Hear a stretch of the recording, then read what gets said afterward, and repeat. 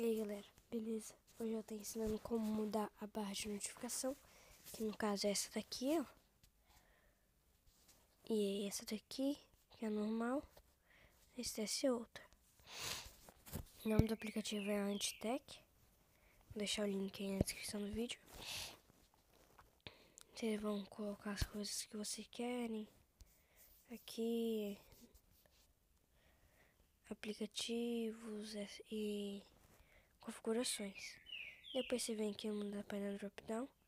Eu gosto de deixar ele na altura do relógio, que assim fica melhor, que eu já desço esse, depois desço esse. Fica melhor pra mim. Ou se você quiser só esse painel aqui, você deixa no tamanho máximo. Mas eu gosto de deixar no tamanho dos 3 primeiros números do relógio. Aqui, desse jeito. No caso eu não vou salvar. Você muda o tema. Escolhe sua cor, etc. Tá vendo? Eu acho que ele vai ficar bem interessante. Bom, o vídeo foi pequeno, eu espero que vocês gostem.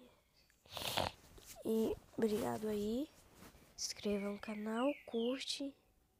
E vai estar aí na descrição do vídeo o link para baixar.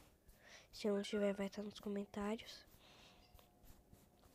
Se inscreva-se no canal. Obrigado.